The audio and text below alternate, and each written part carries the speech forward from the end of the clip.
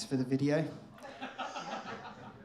Good evening and welcome to the first of a series of free events that we're holding across the country under the umbrella of the Summer of Love. They're going to be open discussions that are free for you to kind of come and ask questions, to learn more about this situation that we found ourselves in at the moment, on the day that our new Prime Minister, Theresa May, was announced as leadership. So something to feel good about.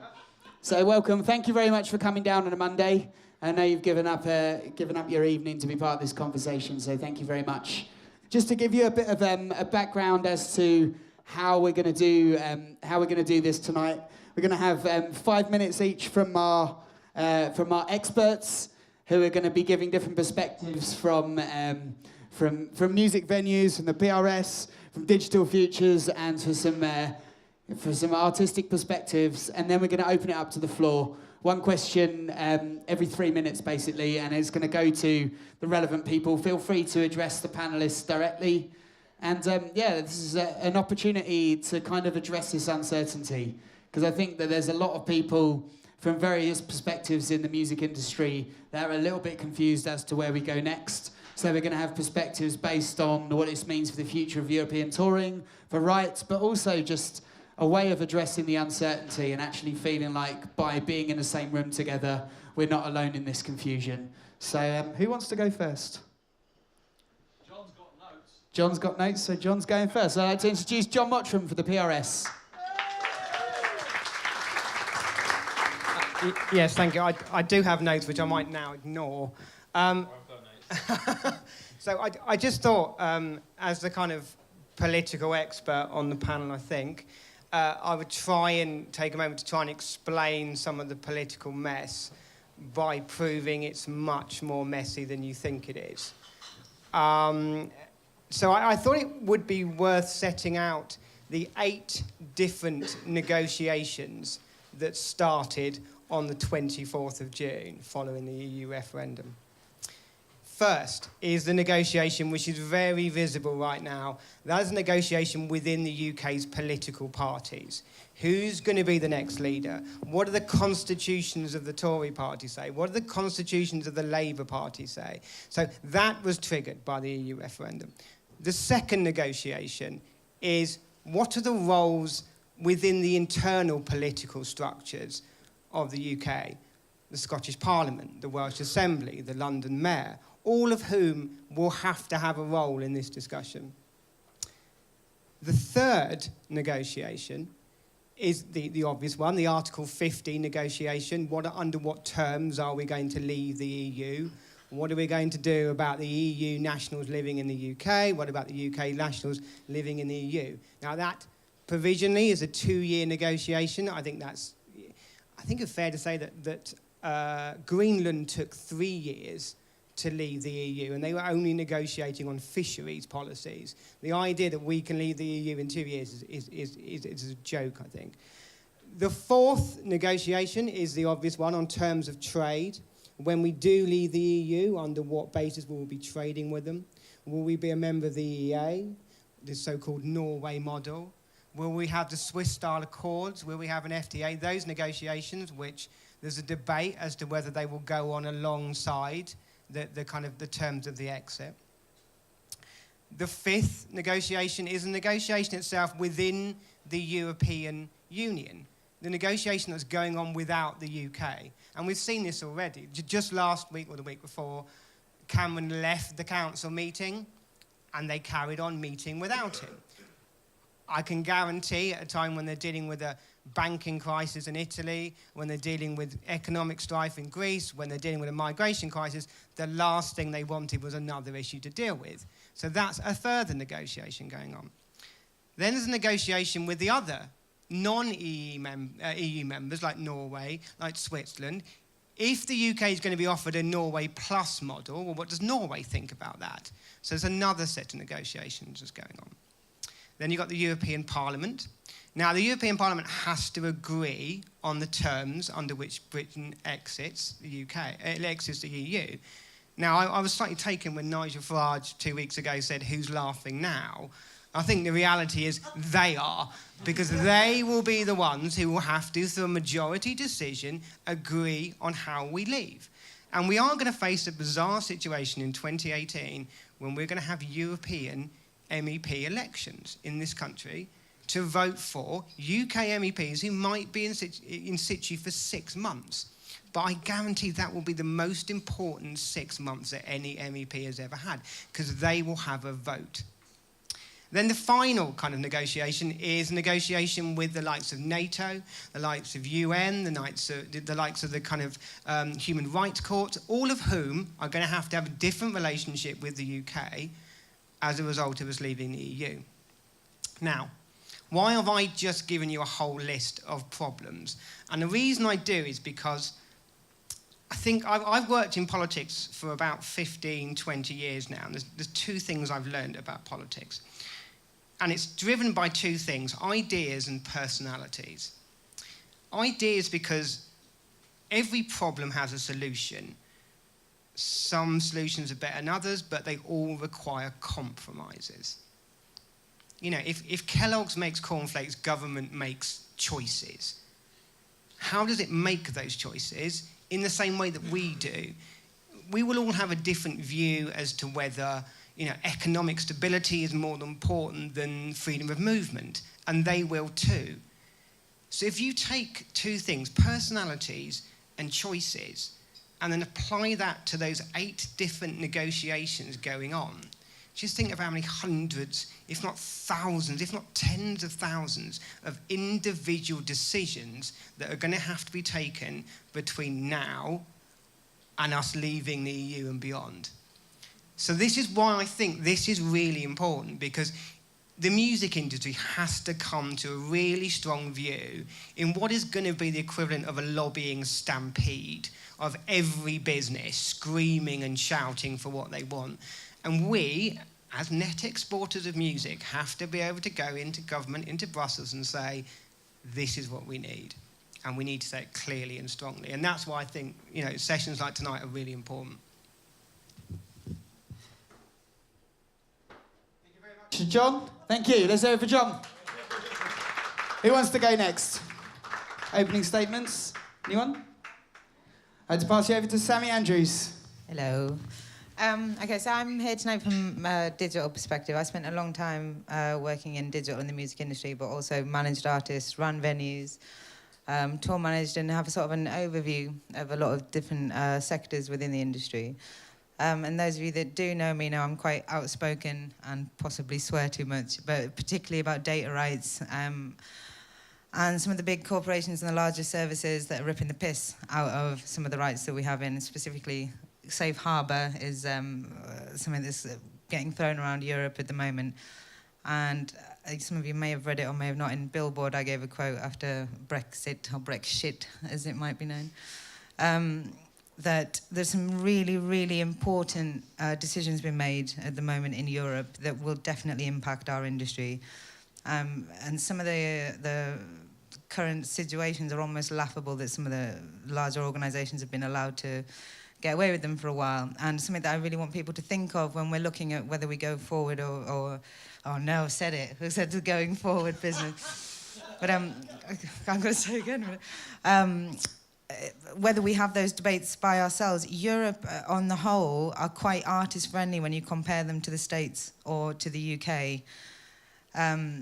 And the fact that they're even debating some of the value gap or safe harbour and all of that bullshit that comes along with it, you might not see some of the territories doing that. They tend to generally, and there's a sweeping generalisation, but have a lot more artist rights in place and will fight a little bit more for that rather than just backing up the corporations, which you tend to see a lot in the UK and US. They will predominantly fight for the large corporations' rights as opposed to the artists. And it's a massive concern for me.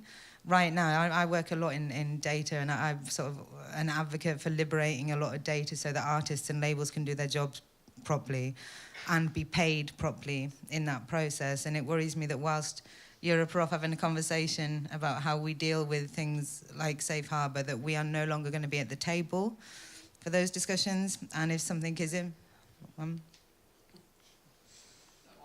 You'd think I'd know how to use a mic, but no, I don't. Could you just quickly break down what is safe harbour? What is safe harbour? Sorry, I know it's loaded. It's a rather sweeping agreement that was put in place quite a long time ago to try and enable, actually, to some degree, tech companies to be able to license stuff without getting a license granted really early on. And it's been, to some degree, to say abused might be a strong word, but when there's multi-billion-pound companies still living and making money off of our artists' work and not necessarily paying artists back for it, that's not cool. I'm an advocate for startups being granted the rights when up to a certain level of streaming, a certain level of volume. We should be nurturing new services and allowing them some, slightly bendable rights. But for really large corporations to have sweeping licenses in place is a kind of a nonsense. And they're arguing that at the moment. There's a fucking huge row going on about what value it brings. And I don't know if anyone's seen recently, actually, there's a study came out that audio streaming is overtaking video streaming in some places. And that's a really crucial thing to remember when we're looking at giants like YouTube, because that's part of the argument there is that they offer all of this is the go-to, and don't even get me started on freemium and premium. But there are a lot of things to take into account, and one of the biggest issues for me, aside from all the arguments in Europe, to be progressive about it, if we are in this situation and we are going through with this, whenever it's likely to happen or not, our government, and for our industry especially, need to get a lot better at campaigning for our cultural rights. And around the world, there are organisations that do it far better than ours. And we're quite heavily reliant on a lot of EU funding across all different sectors of this industry. And again, I've gone around a lot of different parts of this industry, but specifically at the moment, I'm in sort of startup world for my sins and trying to raise money. And let me tell you how much more difficult that's got in the past couple of weeks. And there's a lot of, some friends of mine within startups have lost investors because the agreements were in place for us remaining part of Europe. And there's some of us out there trying to do really cool things, and the EU tend to be quite progressive in again, it's just a generalised sweeping statement, but I'm trying to look at positive things that we're doing in backing new tech, and especially stuff that helps artists and labels to some degree. But I think a lot of our rights come out, and also from the consumer point of view. So there's the digital single market. There's, aside from many of the rights bases, if you're a consumer, and I'm all about, whilst we're trying to get some money back into this industry, trying to make it better for the consumer. We've spent years trying to convince people to stop stealing music and move over to a sustainable, and I genuinely believe it's a sustainable streaming model. But things like being able to, I've got a Spotify subscription here, I want to be able to access that content when I go over the border, or even with the data stuff. I mean, fucking hell, how many touring bands in here have been hit with data charges around the place? It's really cool, I think, at the moment that we can go to Europe. And they were very, very progressive in lowering those data charges. So just across the board, and I want people to sort of bear that in mind, a lot of our governments do, in what you're saying about us all getting together and doing something is a lobbying call. If ever anyone takes anything away from this tonight, and I hope a few people will watch it afterwards, we do need some sort of united front across all organisations, whether you are pro Remain or Leave, to put that to one side and to actually stand together as an industry and go, okay, if we're doing this, if we're actually fucking doing it, let's try and do it properly and do it in a way that secures all of our rights. And for new bands, and I know we'll get into some touring things and stuff, it's really, really difficult for new bands. And we haven't got a clue what's happening with the freedom of travel at the moment. Now, there's a lot of, bands that I talk to that won't go anywhere near Switzerland, or a few other places where it's really fucking difficult. I manage a new band, brilliant new band called Lock, which you should definitely check out. But, trying to get visas for the States, I mean, we don't know how this looks yet. And these are all things, and that's one thing that I will say right now as well. We're all sat here as, experts, and, experts, take that with a pinch of salt, if you like. But no one's got a clue what's about to happen. And one thing I want to say just before we move on, hats off to Sam for having the balls and the courage to organise something like this. The most important thing that we could be doing right now is having these discussions. And no one knows what's about to happen, but we can have constructive discussions between us and try and come out with some outcome for our industry, and not just for us. This affects every industry and every person on the street. And I just want to say, massive well done to Sam for taking the time to do this. And also, on a final positive note, sometimes when we're in such divisive times, really, really good music comes out. Really, really good. It gets people's backs up and they're like, fuck this, I'm going to do something about this. And I hope that happens here, but I sincerely hope that we have a sustainable industry for them to be able to thrive in, and that's what we should be looking to achieve, I think. Thank you very much, Sammy Andrews. Right, I'm going to introduce you to Mark Davyd, who many of you will know from some of the most epic Facebook rants that have been existing in our sphere in the last few weeks. He also represents the Music Venues Trust. And yeah, Mark Davyd. Evening. How many of you know the Music Venue Trust? Nowhere near enough. Good? Yeah. I'll give you a quick potted history of that. Basically, about 5 years ago, a bunch of people that work in what we now call grassroots music venues, and you used to call the toilet circuit, started noticing, and don't fucking call it that again, we started noticing that music venues have started closing down, and what normally used to happen and was allowed to happen for 30 or 40 years was that one would close down, another one would open. They started closing and not opening. And in London, for example, in the last 8 years, we lost 36% of venues that put on new and emerging talent, that have a team that are dedicated to finding spots for artists and everything else. So the Music Venue Trust was created just over 2.5 years ago now, and is the first real organic organisation to come out from that sector. It represents just over 260 music venues from across the country. And we have a trade association within that. We have a national event. The next one is at the Roundhouse in October the 18th. And it's a grassroots organisation with a mouthy fascist at the front, demanding that you should give him stuff, otherwise he's just going to go on and on and on until you give me what I want. And I think Sam asked me to come along, and when Sam asks you to come, you might as well just come.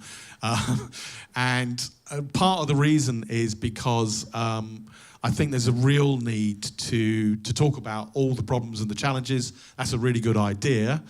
But we also need to face some practical issues, and this is the point at which we need to really address our own industry here in the UK as much as we start talking about how we're going to sort out this EU problem. Because it remains a fact that roughly 2% of the musicians working in the UK music industry are earning roughly 95% of the money. And that is fucked up. And it's unsustainable, and we aren't going to be able to make that work. We weren't going to be able to make it work even if we were successful in bringing in EU grants.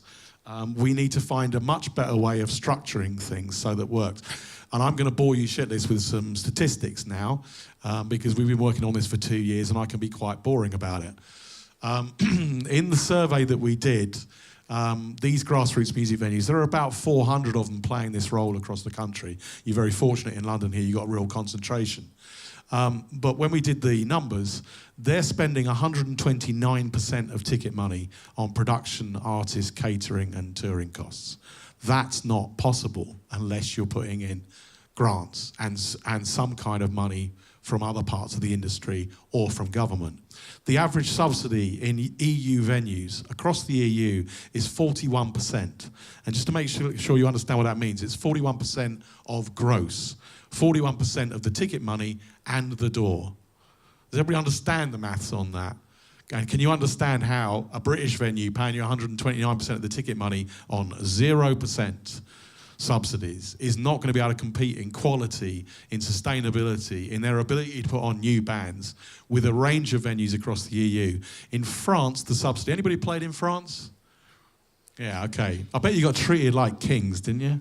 I love playing in France. I love to take bands to France. It's solid champagne and dancing girls. I mean, it's just fantastic. And the reason is, it's a 60% subsidy from the upper tiers of the industry down to the bottom of the grassroots. Here, 0. In France, 60%. Where are bands going to play? They're going to play in France. And where are US bands going to play? They're going to play in France. Where's any band with any sense from anywhere in the world going to play unless we start getting this right? I'm so old, I did one of the first tours with Green Day around the UK in a van. We got paid 50 quid a night. We slept on pool tables. It was entertaining. It was a joy. But if we were doing that now, we'd play 2 shows in the UK if you're lucky. Absolutely. On that tour, I think we played 22 shows. There aren't even 22 places that are probably put on Green Day on a Monday night in Wolverhampton. It's not going to happen anymore. So that was a bit of a rant about the general conditions of the industry. The reason for that is we've got to face some facts here. This is a fast-moving industry, and I'm not prepared to look at anybody in this audience who's in their early 20s and say, don't worry, we're going to sort this out in 2020, because you haven't got time. We need to sort it out right now. And actually, people in this thing need to get together, and we all need to start working together the same way the Music Venue Trust emerged, and start saying to the industry, we're not going to accept 5% of the money distributed between 98% of the musicians. It's not acceptable. We're not going to accept that grassroots music venues are closing up and down the country because we can't find any money to stop them from closing. Music venues have closed because they don't have £2,000 to pay a solicitor. That's absolutely ridiculous. It's absurd that we've allowed it to get in that position. This is a great venue. Who thinks this PA was installed last week? You know, this is. If you come with me to Groningen, in the north of Holland.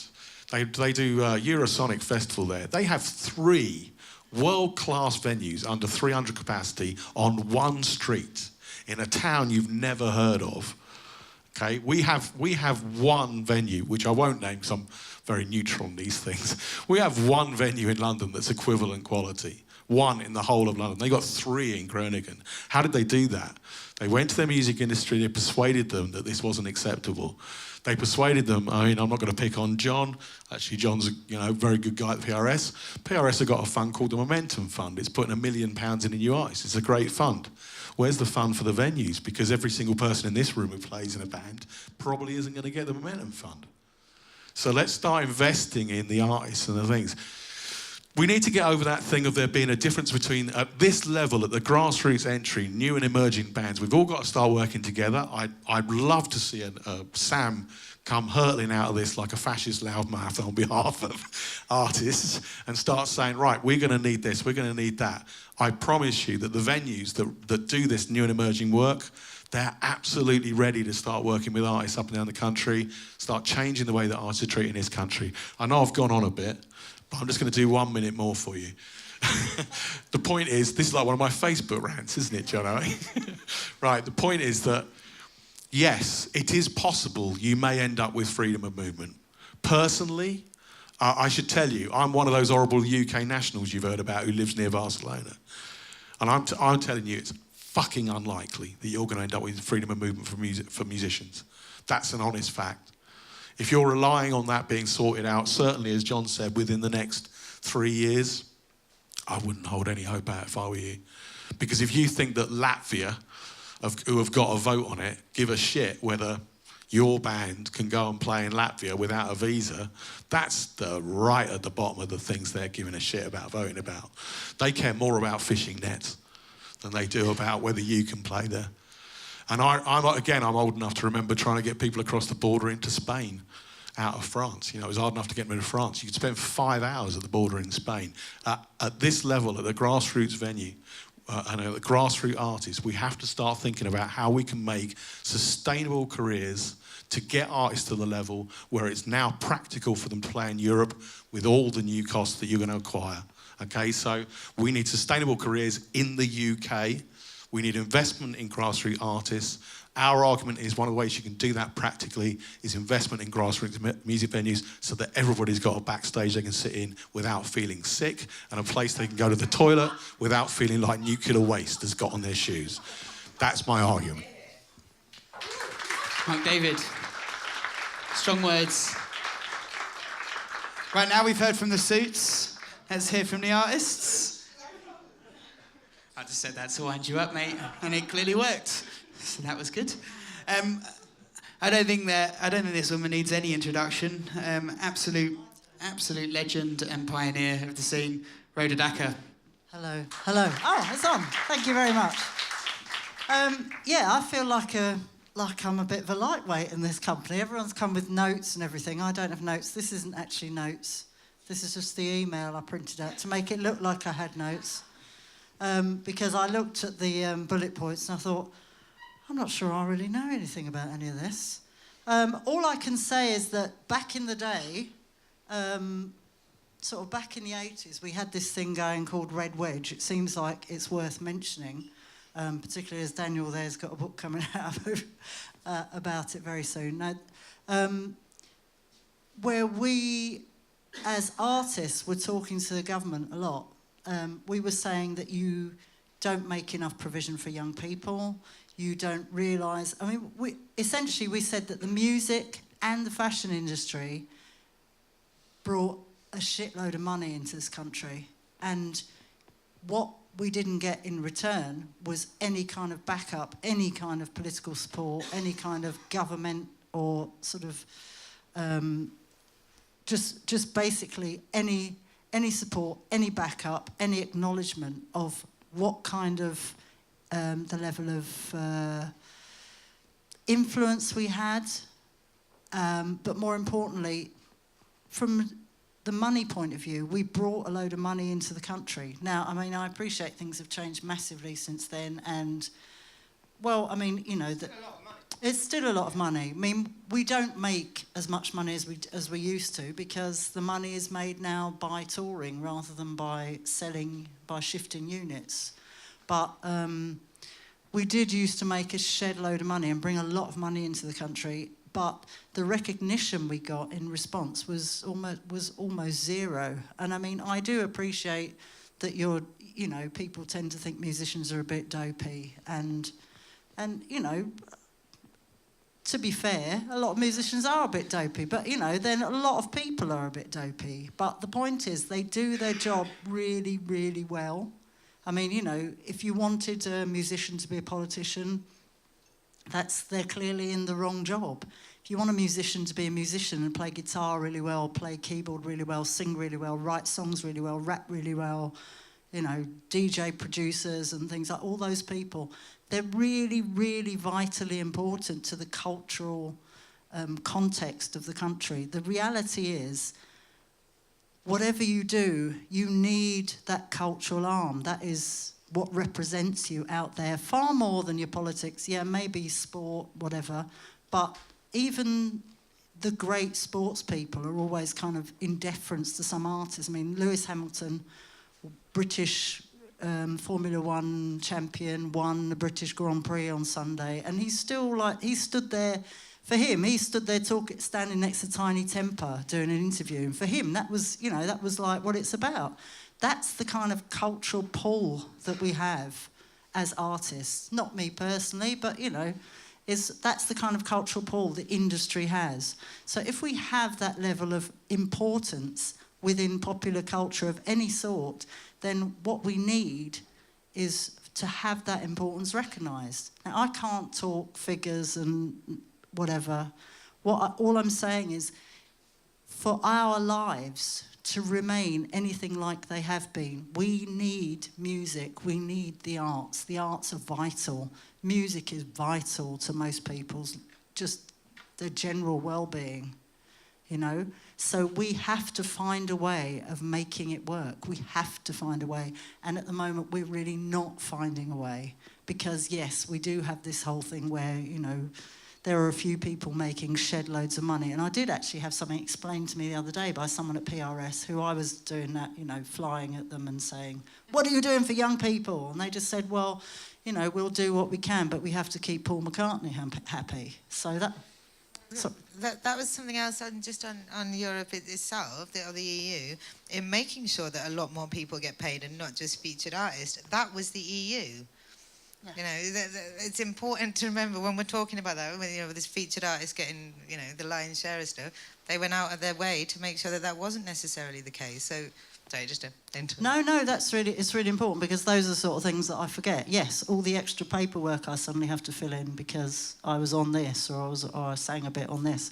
And it all adds up. I mean, you know, if I'd known how to do things properly when I first entered the music business, I probably would have been much better off now, but I didn't. It's the kind... No, but the thing is, you learn by mistakes, whereas now people actually go to college and can learn properly, or they can go to somewhere like Roundhouse. I'm trying to see Roundhouse people. But like there are courses you can do at those kinds of places, but they're all supported by the EU. I mean, that's the reality. You know, anything like that. Oh, there you are. All those things are supported by the EU. And I mean, recently I remember signing a petition about not taking arts subjects off the curriculum. I mean, you know, why would you do that? No, but you know, this is the point. I keep hearing Nicky Morgan, oh my God, Nicky Morgan, going on about, you know, in education it's really important that we do, science, maths and technology, and I can't remember there's some sort of acronym for that, SMUT or something. Sorry, what is it? STEM, that's it. I prefer mine, but you know, it's that and that's great. But everyone's always going to do those subjects, you know. I mean, I teach music. Well, no, not music. That would be a lie. I teach vocals and performance, and for me, it's vital to be able to see those kids' eyes light up when they just achieve something. It's not, you know. They're not all going to be great artists. Most of them aren't going to be great artists. Maybe 1% of them might do something in the future. Who cares? We all get to sing in our bathrooms. It's all really important. No, but it's all vitally important for all of us to be able to enjoy music. So if that is taken away, I mean, and let's face it, we're going to be left with the Tories running the show, you know, with no antidote. I mean, that is fucking scary to me. It's like, you know, it's worse than the Thatcherite days, because in Thatcher's days, they were still a bit scared of going too far. They're not anymore. There is nothing holding them back. And Theresa May, you know, may have seen, I don't know, if you may hate her less than Boris, but don't. She's, you know, seriously, she's scary. That is a scary woman. And I really don't know if she gives a toss about music or about art in general. Because a lot of them don't, you know, they just don't. So we have to, it's, you know, we really rely on you guys to pull it together for us. Because if there are no venues for people to play in, if people can't even learn about music to start with, then how, in 10 years' time, what you're going to be listening to? I mean, I know people listen to a lot of old music, thank God, you know. But, I mean, and obviously old musicians, but, I mean, the fact is, what is going to come? You know, like, what's my son going to do in, like, 5 years' time when he really wants to be a serious musician? He wants to be working in the industry. The industry is not going to exist for him. He's not going to get his chance to get on the first foot on the ladder. So, I'm sorry if I've gone off on a completely different tangent. It's just, for me, music is a passion, and the importance of music within our culture, within society, and what we export as musicians, as an industry, what we give to the rest of the world. We do punch way above our weight, and we do it on no money, pretty much. We do it on no money. And yeah, I totally agree. When you go to Europe and it's like, oh, this is nice, and you can't quite understand it, you know what I mean? Because I'm used to, obviously, I still do gigs where they say, and this is the changing room. Great, where's my changing room? Oh, well, there's a toilet. You know, and it is still like that. For women, it's still, the toilet is the women's changing room. Like, the men may have a changing room, but the women have the toilet. And, you know, even in a nice art centre, are still changing the toilet. And you can get tired of it, you know. But at least it had been cleaned recently. The reality is, we have to hang on to this. This is vital, and it's vital that we get something together that makes sure that music and musicians and the arts in general can continue into the next century, because otherwise we're stuffed, mate. We are stuffed. Thank you.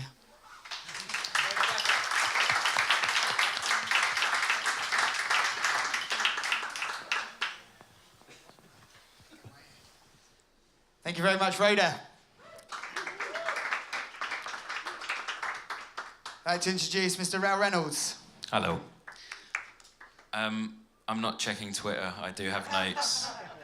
I'm the rock star. I'm going to make sure the cameras get the inverted commas there. The rock star of the panel. So my brain's fried, so I need notes. I'm sure just the word Brexit. Actually, I liked your Brexit. I might just start using that from now. That's a good one. Yeah, just the word Brexit kind of makes me just feel queasy now. I just heard it so much to the point where it's similar to listening to Maroon 5. It just kind of makes you feel angry. So I'll try and not use that word as much as I can. Maroon 5? Or both.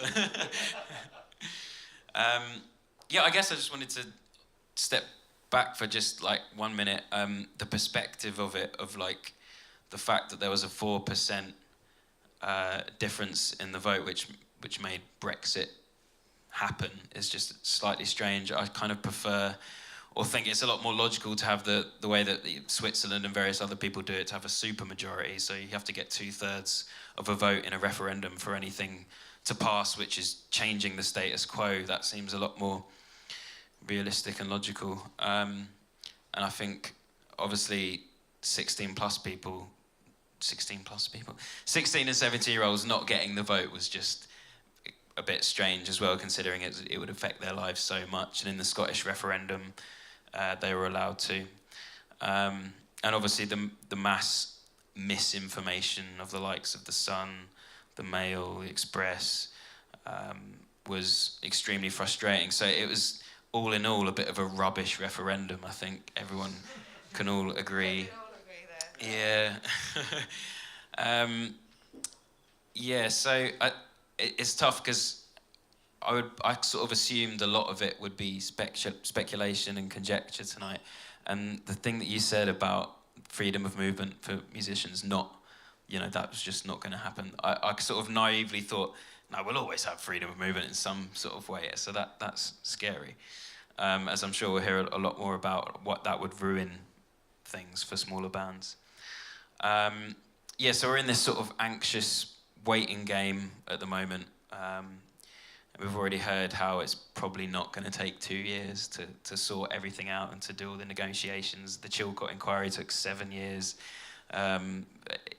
40 years of EU legislation is going to take a long time to redo, in effect. Yeah, one thing not to be overlooked is that I think it's going to be quite frustrating that the negotiations from here on out will be a bit of a distraction from like more tangible things and effects. One thing that has just kind of gone under the radar of the last few weeks is the fact that the United Nations found that the UK's austerity policies to be in breach of international human rights, which is just mental. Like, this is the UK. So for that to just kind of go under the radar is scary. What else is going to go under the radar as we're just all talking about Brexit? So John Whittingdale, the UK Culture Secretary, is a total enigma.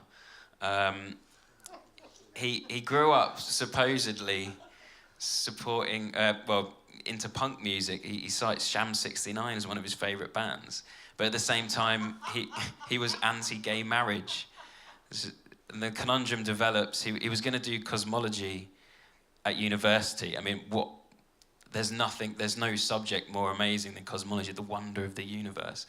But instead he found the cold, withered, hard bosom of Margaret Thatcher and joined the Conservative Party and didn't go to uni. This guy's a strange chap.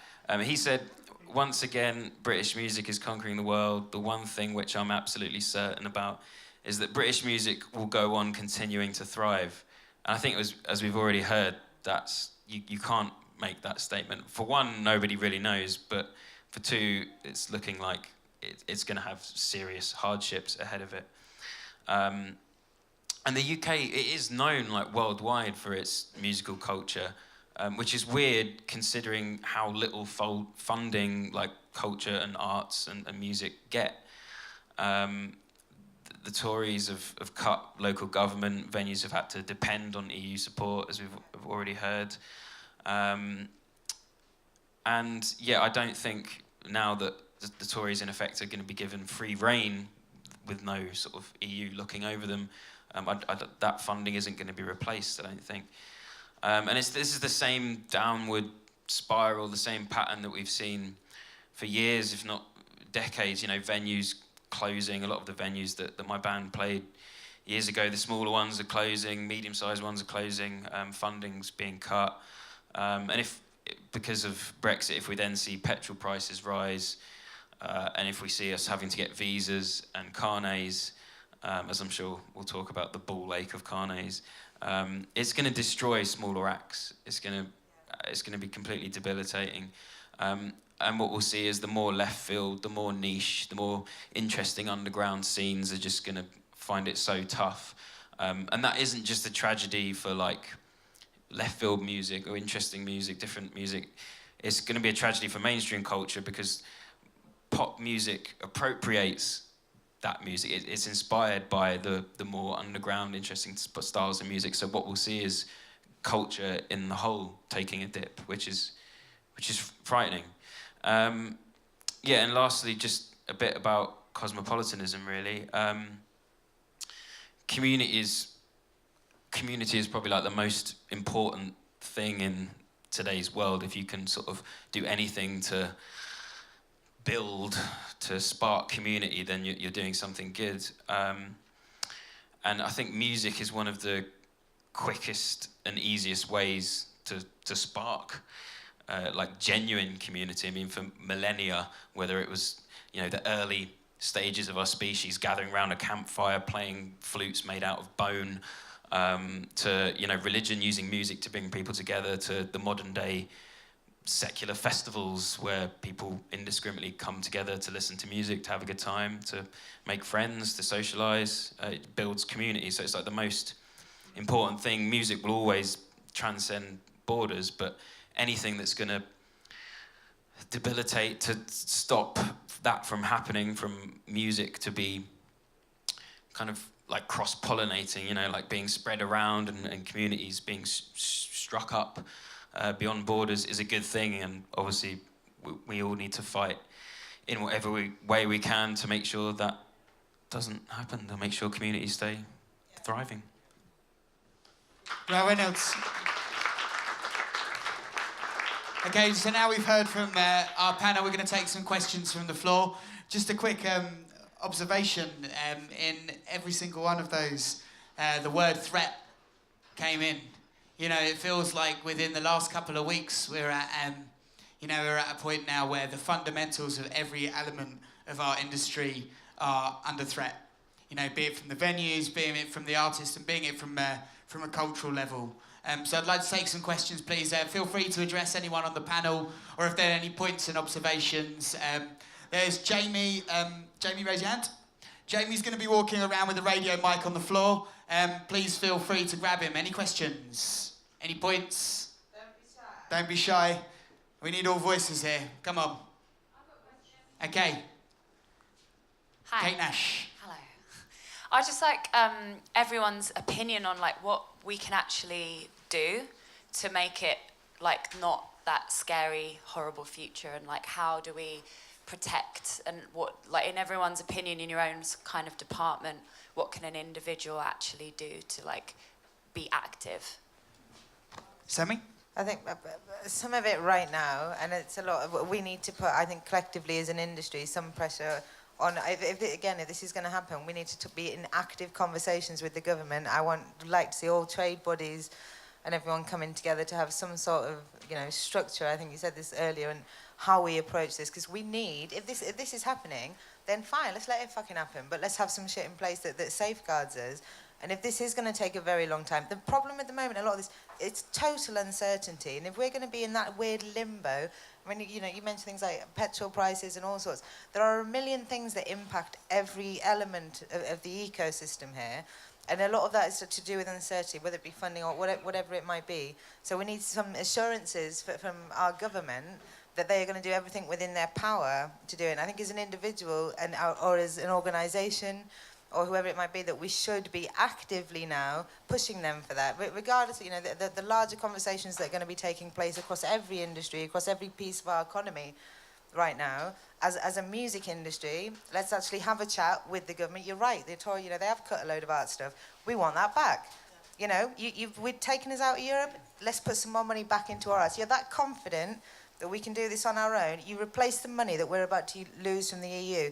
And also on that, so the EU funding, I'll only rant for a second, but there's a large grants that come in that used to be given one thing that everyone had to apply for, all of the entertainment sections and tech had to apply for, and it was so oversubscribed, hardly anyone got it.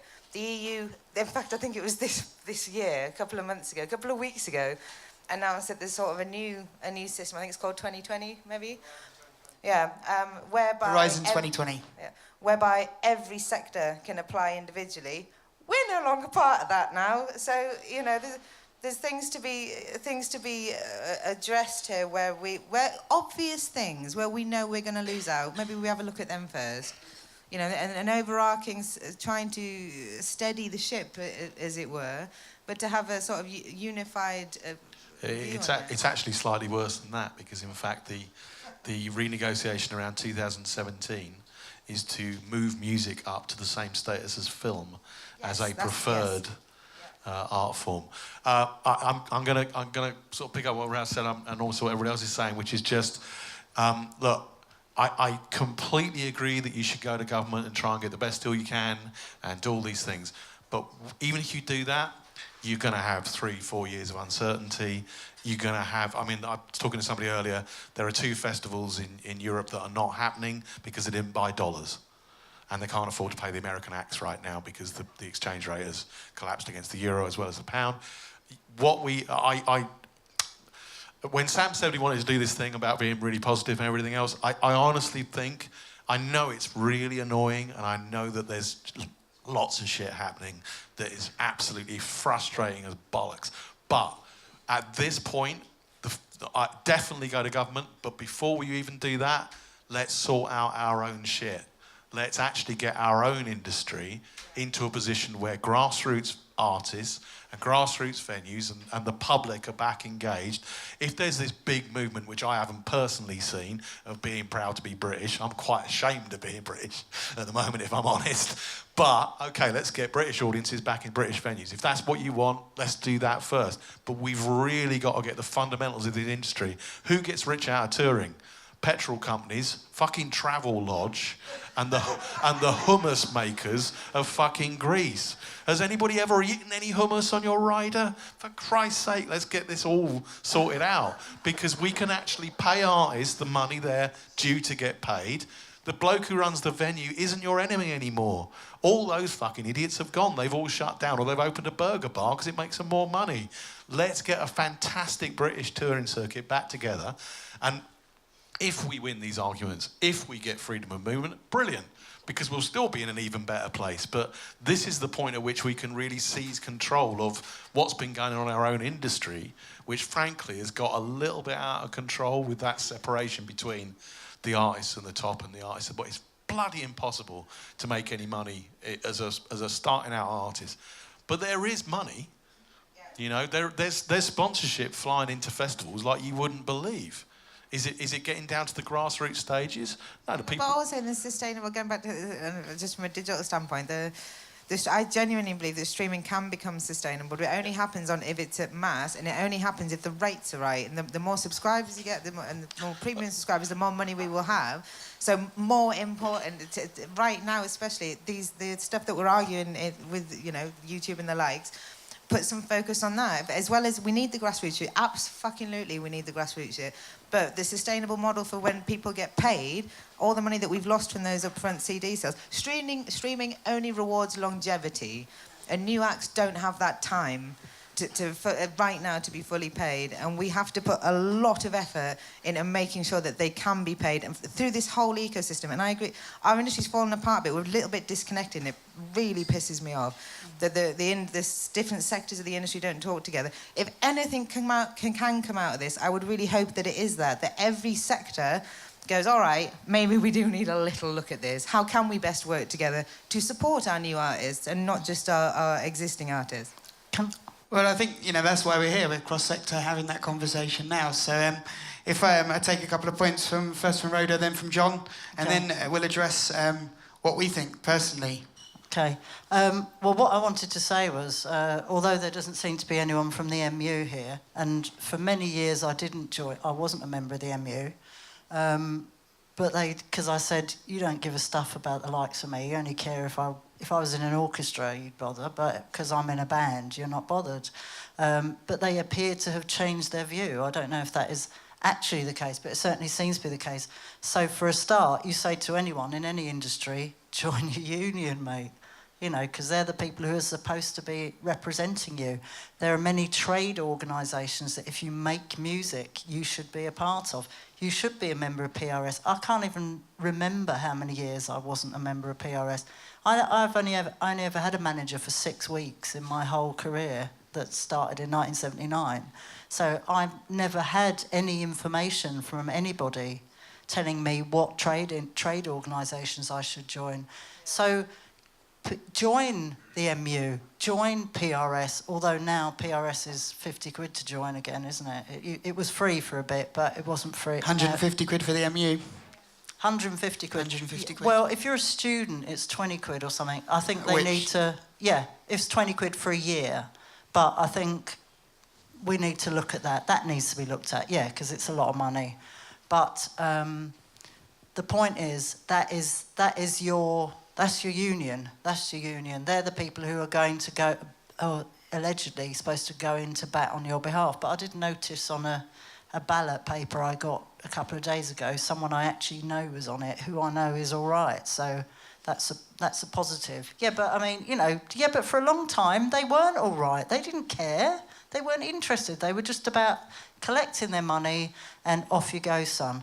But the other thing about that you were talking about streaming is vital. Most of the young people I teach aren't in bands. And this is what I said to PRS guy when I said, you need to get out there and tell people about PRS.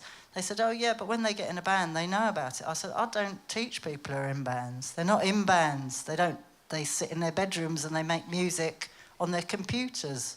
That's what they do. It's an interesting point. Is this on? So PRS is 101 years old. Yeah. It took us 90 years to reach 40,000 members. It took us 10 years subsequent to that to make 119,000 members. So we picked up 69,000 members in the last 9 years. Yeah, that's when I joined. Is that when it was free? Honest to God, that's when I joined, when it was free. But the point is, because in a sense, and this is a slightly side issue, it's a lot easier now to qualify to be a PRS member. You can just do a mashup and put it on YouTube, and you've had a public performance. Therefore, you can become a member. But look, let me just take 2 points. I have actually doing a speech tomorrow morning at 9:45 on the future of the streaming industry, which I won't give you now. But you're absolutely right, and I think it comes back to your point. Today, we took a letter to the President of the European Union, Jean-Claude Juncker, signed by 1,000 songwriters and artists, calling for a clarification of the safe harbour. Now, I wish that had been 2,000, I wish that had been 10,000, I wish that had been 100,000. And I sit in meetings in the Commission with commissioners, MEPs regularly, and don't play down the significance of your voices in this. Don't play down the significance of Twitter. Don't play down the significance of the press. You will see how YouTube have played this.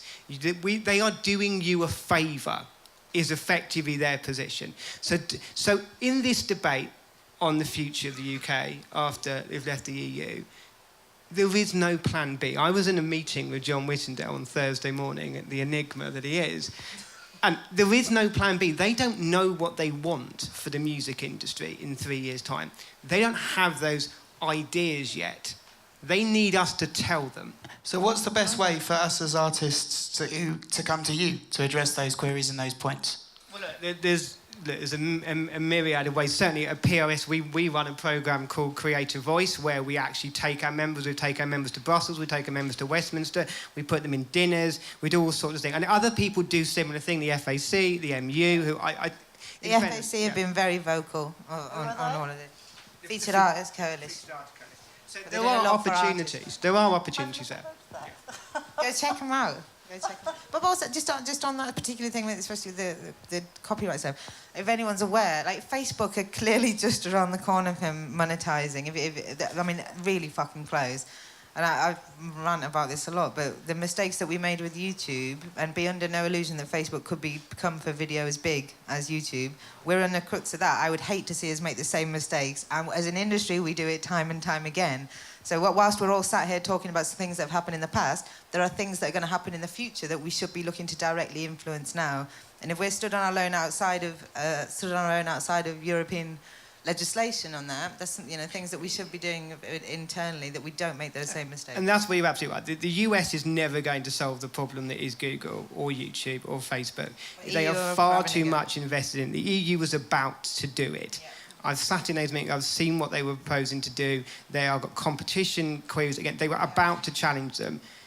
So we now have to go to a government and say, you need to pick up that mantle. Yeah. You need to be the leaders in this. You have to tackle this problem. It's your music industry. We really do need that, and it's one of the most pressing things that's happening right now. And for our, the future, and again, if we want our artists to be paid properly, let's make sure they're paid properly. And regardless of whatever fucking organisation it is at the top of it, I have respect for a lot of them. I work with a lot of them.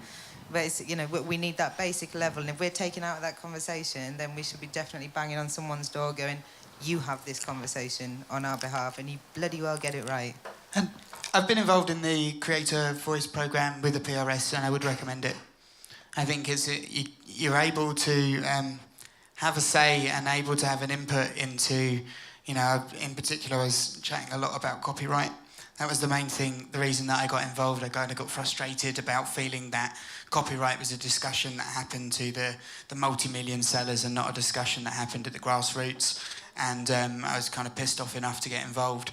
And I think that, I think there are these programs in place, but I think one of the things that we do need to do as an industry is we need to make it a lot easier. We are, most of the interviews that we're doing now is sitting at computers typing. Most of the day we're on Facebook and Twitter and we're engaging. Sound checking, playing gigs, and there's a lot of our time spent at computers, and we need to try and maybe as a group of artists come up with a charter or a series of points that we can unilaterally agree on that we need to kind of put forward. So what I'm going to say is let's take a 5-minute break and people can go to the bar, because if people drink at the bar, then we don't have to pay for the venue, and that'd be really handy, because that's on my head. So let's take 5 minutes, and then I'd like you guys to think, in particular, if there's any points or if there's anything that you believe that we need to be lobbying and putting forward, because I think this should be a start of a series of discussions, because we're going to find ourselves in a situation that we will be the bargaining chip. The film industry has a lot of power and it has a lot of clout, and it's already at that top table and we're not. So when it comes to fisheries, when it comes to dairy farming, when it comes to those agricultural industries, when it comes to economic industries, we're going to be bottom of the pile, but we're going to be the trophy. So I think it's really important now that we start to actually, if we take in this 5 minutes, just have a think about what it is that we would like to put forward as an industry, and then if we raise those points and then go round to a second round of questions. So let's take 5, and thank you very much to our panel, and see you in a bit.